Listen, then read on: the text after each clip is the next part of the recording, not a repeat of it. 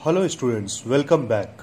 आज का हमारा टॉपिक है cross multiplication method of pair of linear equations with two variables. Let's start. कहीं भी अगर हम ऐसा इक्वेशन का फॉर्म देखें a1x plus b1y equal to c1, तो उसका क्या मतलब होता है? a1x plus b1y plus minus c1, यहाँ पे हमारा प्लस आ जाएगा। ठीक है, वैसे ही सेकेंड इक्वेशन भी देखते हैं, बिल्कुल सिमिलर फॉर्म में रहेगा। ये कौन सा फॉर्म है? This form is of linear equation.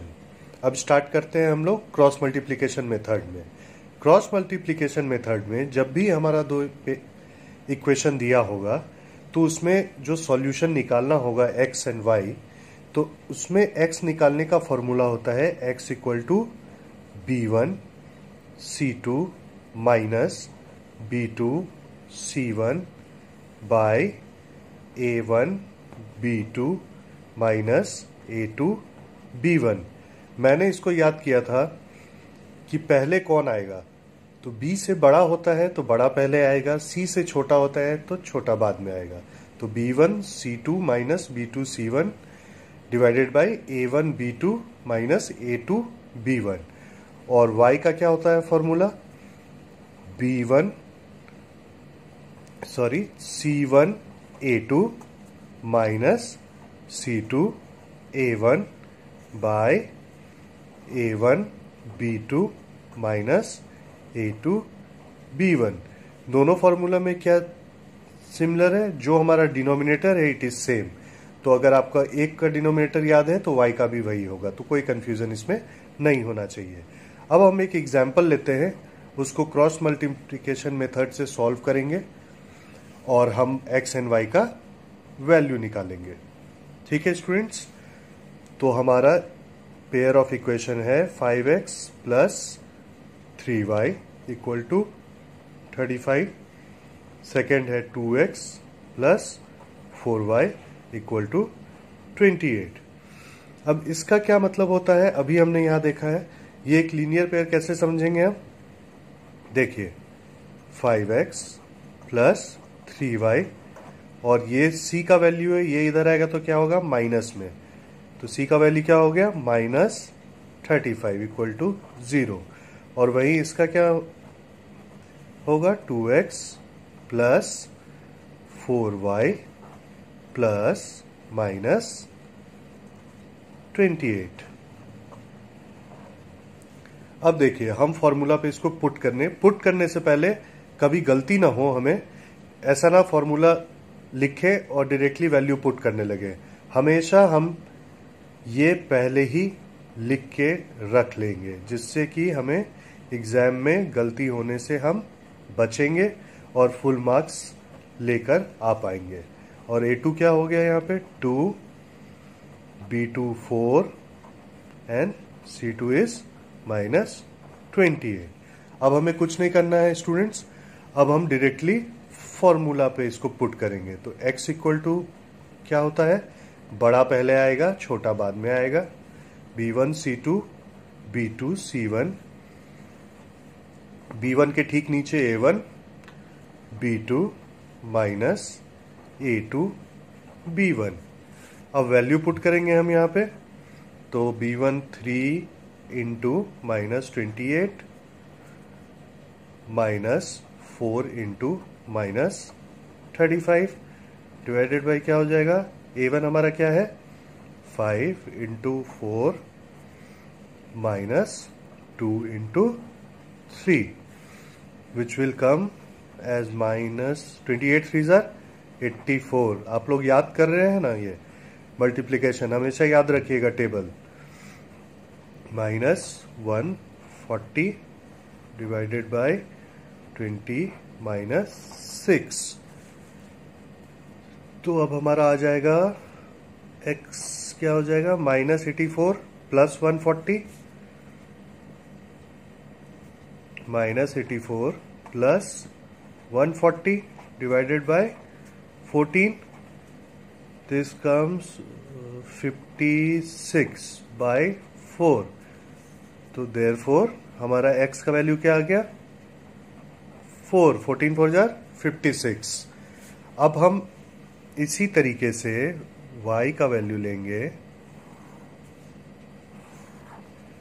Formula क्या होता है, C1A2 minus C2A1 bye same होता है x वाला A1B2 माइनस A2B1। अगर आप ये वीडियो 2-3 बार देखेंगे तो आपको ऑटोमेटिकली, मुझे तो लगता है फर्स्ट बार ही आप देखेंगे तो आपको फार्मूला याद होना जाना चाहिए।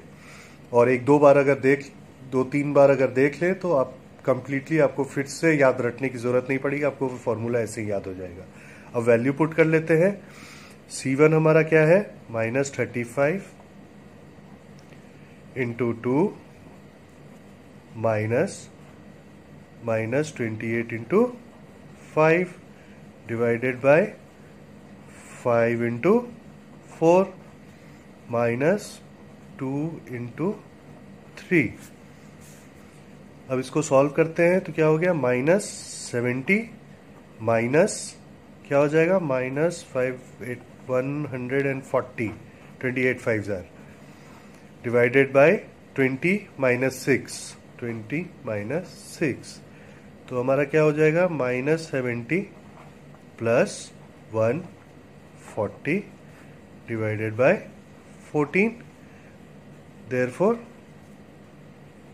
y क्या हो जाएगा, 70/14 which will come as 14 5s are 70। ठीक है स्टूडेंट्स, देख सकते हैं हम ये कैसे हमने बनाया है। ये हमारा पेयर ऑफ इक्वेशंस दिया होगा, हम उसको इस फॉर्मेट में लिखेंगे। हमेशा ध्यान दें, इस फॉर्मेट में जरूर से आप एग्जाम में लिखेंगे जब आप बना, क्यों, इससे क्या होगा, आपका A1 B1 C1 A2 B2 C2 का वैल्यू करेक्ट आप ला पाएंगे। बहुत बार ये C1 और C2 में लोग गलती करते हैं, क्योंकि इस फॉर्मेट में दिया रहता है और उसको माइनस में लाना होता है। ये -35 नहीं लिख के डायरेक्टली वो 35 लेकर बनाते हैं और उससे उनका आंसर गलत हो जाता है और 0 आ जाता है क्वेश्चन में। इसलिए फुल मार्क्स लाने के लिए ये छोटी छोटी बातों को हम लोगों को ध्यान रखना है और फॉलो करेंगे तो हमें फुल मार्क्स आएगा। अब स्टूडेंट्स, हम इसमें एक कंसेप्ट और देखेंगे, बहुत सिंपल है, इसमें ज्यादा आपको कुछ करने नहीं है। 3 कंडीशन होता है, 3 कंडीशंस। क्या चीज का, जो हमारा लीनियर पेयर ऑफ इक्वेशन होता है उसका सॉल्यूशन का 3 कंडीशन है। तीनों कंडीशन में लिख देता हूं, 1 2 3। ठीक है, कंडीशन क्या होगा, पहला कि जब हमारा A1 by A2 equal to B1 by B2 होता है, मतलब A1x plus B1y equal to C1 दिया रहता है, A2x plus B2y equal to C2 दिया रहता है। तो यहां वाला A1 by A2 equal to B1 by B2, ठीक है, नॉट इक्वल टू।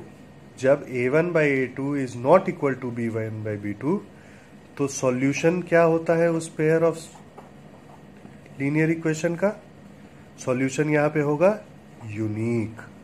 यूनिक मतलब क्या, x का एक वैल्यू का आंसर आएगा, y का एक वैल्यू होगा आंसर में। ठीक है, दूसरा कंडीशन में हमारा क्या होता है, जब A1 बाई A2 बराबर होता है B1 बाई B2 और ये भी बराबर होता है C1 बाई C2 के, तब हमारा सॉल्यूशन क्या आएगा,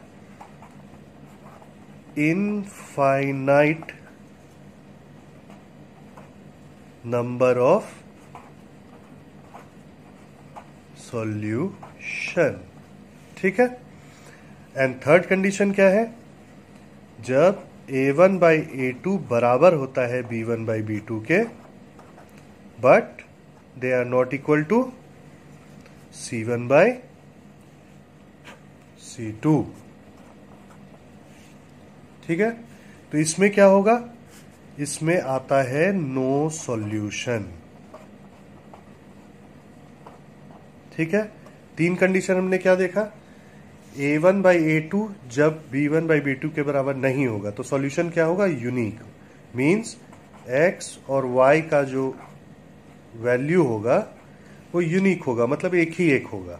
जैसे अभी हमने प्रीवियस क्वेश्चन में देखा था कि x का वैल्यू 4 है और y का वैल्यू 5 है, तो ये हमारा होता है यूनिक सॉल्यूशन।